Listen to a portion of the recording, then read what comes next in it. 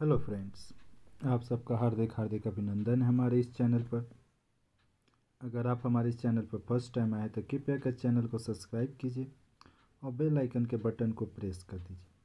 आज हम लोग क्लास 7 वेस्ट बंगाल बोर्ड के अंतर्गत ये ज्योग्राफी का फर्स्ट लेसन का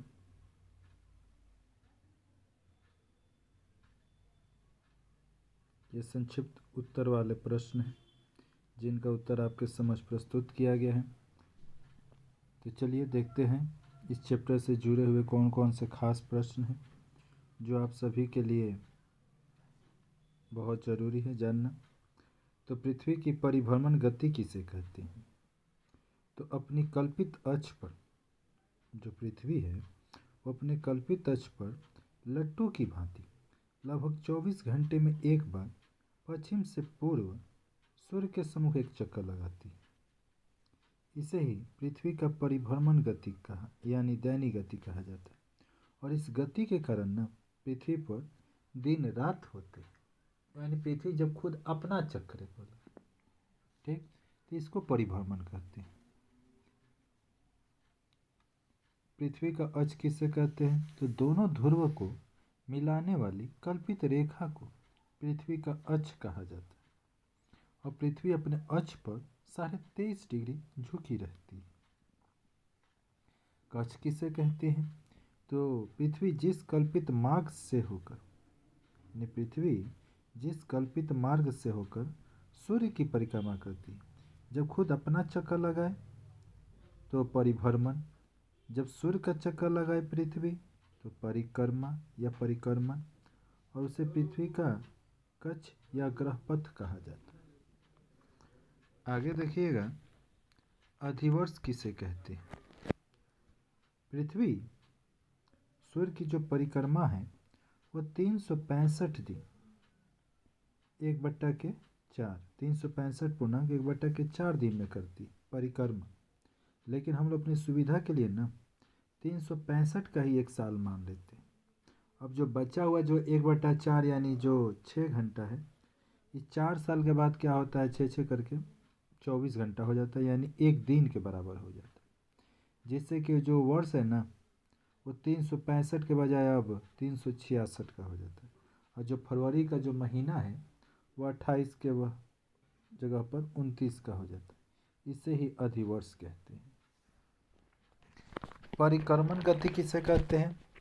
तो पृथ्वी अपनी अक्ष पर घूमने के साथ साथ लगभग 365 दिन 1.4 दिनों में सूर्य की एक परिक्रमा पूरा करती है, और जिसे हम लोग परिक्रमण गति कहा जाता है। और इस परिक्रमण गति के कारण पृथ्वी पर ऋतु परिवर्तन होते हैं, यानी जो भी आप ऋतु देखते हैं, शरद, गर्म, बसंत, ये सभी पृथ्वी की परिक्रमण गति के कारण होते हैं। अपसौर क्या है? तो 4 जुलाई को जब पृथ्वी और सूर्य के बीच की दूरी, किसके किसके बीच की दूरी? तो पृथ्वी और सूर्य के बीच की दूरी जब सबसे अधिक होती है उसे अपसौर कहा जाता है। और इस तिथि को सूर्य और पृथ्वी के बीच की जो दूरी है वो 15 करोड़ 20 लाख किलोमीटर होता है। देख सकते हैं पिक्चर में दिखलाया गया है। आगे आपका अनुसूर्य किसे कहते हैं? तो 3 जनवरी को जब पृथ्वी और सूर्य के बीच की दूरी सबसे कम 14 करोड़ 70 लाख किलोमीटर होती है, तो इस तिथि को अनुसूर्य कहा जाता है। पृथ्वी की दैनिक आपात गति क्या है? तो सूर्य प्रतिदिन पूर्व से पश्चिम दिशा की ओर जाता हुआ दिखलाई पड़ता है, और उसे सूर्य की दैनिक आपात गति कहते हैं, क्योंकि सूर्य स्थिर है ना। सूर्य की वार्षिक आपात गति किसे कहते हैं? तो पृथ्वी की परिक्रमण गति के कारण सूर्य कभी भूमध्य रेखा पर, तो कभी कर्क रेखा पर, तो कभी मकर रेखा पर लंबा चमकता हुआ प्रतीत दिखलाई पड़ता है, जिसे सूर्य की वार्षिक आपात गति कहा जाता है। सूर्य तो स्थिर है, फिर यहाँ इसे कैसे दिखलाई दिया, तो इसी को कहा जाता है सूर्य की। और आगे देखिएगा, मध्य रात्रि के सूर्य का देश किसे कहा जाता है? तो 21 मार्च से लेकर 21 जून यानी अप्रैल मई जून 3 महीने के बीच उत्तरी गोलार्ध में सुमेरु वृत्तीय क्षेत्र में सूर्य कभी भी क्षैतिज रूप से ना उदय होता है और ना ही अस्त होता है। नॉर्वे के उत्तर में हेमरफास्ट नामक एक जगह है जहाँ पर रात के समय सूर्य को स्पष्ट रूप से देखा जाता है और इसे ही मध्यरात्रि के सूर्य का देश कहा जाता है। कर्क संक्रांति किसे कहा जाता है? तो 21 जून को जब पृथ्वी अपने अक्ष के एक ऐसे स्थान पर आ जाती है जहाँ उत्तरी गोलार्ध में कर्क संक्रांति रेखा 23.5 डिग्री उत्तरी अक्षांश पर सूर्य की किरणें लंबवत पड़ने लगती हैं।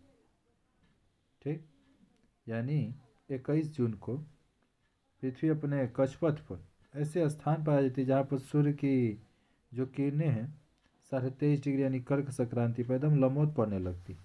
और इस दिन उत्तरी गोलार्ध में सबसे बड़ा और दक्षिणी गोलार्ध में दिन सबसे छोटा हो जाता है और सुमेरु वृत्त में लगभग 24 घंटे सूर्य को देखा जाता है जबकि कुमेरु में 24 घंटे का रात रहता है।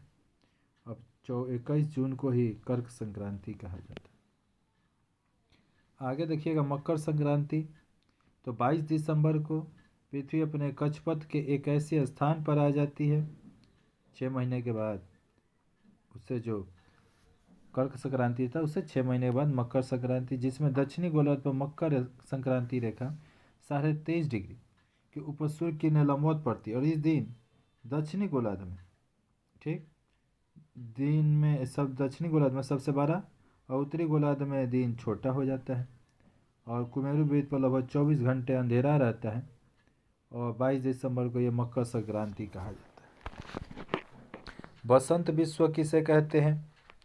तो पृथ्वी अपने कक्ष पर चक्कर लगाते लगाते लगभग 21 मार्च को एक ऐसे स्थान पर चली जाती है कि विषुवत रेखा पर सूर्य की किरणें लंबवत पड़ती है और इस दिन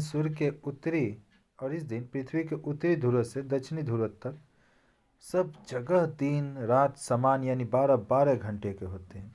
12 घंटा का दिन हो जाता है, 12 घंटा का रात हो जाता है। सब जगह स्थानीय समय के अनुसार 6 बजे सूरज उगता है और शाम 6 बजे सूरज डूबता है और इस घटना को विश्व कहा जाता है।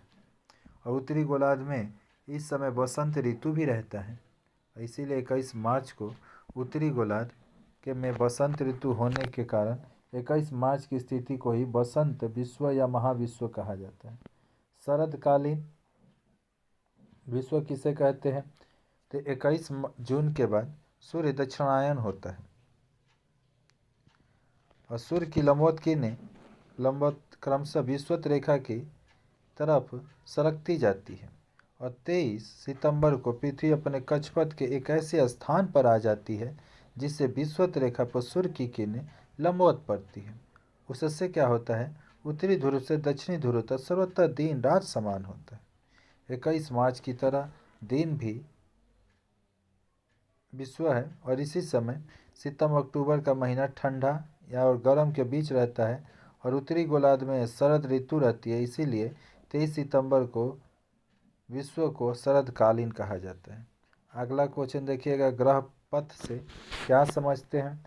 तो पृथ्वी अपने अक्ष पर घूमने के साथ साथ सूर्य की परिक्रमा करती है और पृथ्वी अपनी यह परिक्रमा एक निश्चित मार्ग के सहारे करती है और जिस मार्ग पर के सहारे करती है उसी को तो ग्रह पथ कहा जाता है।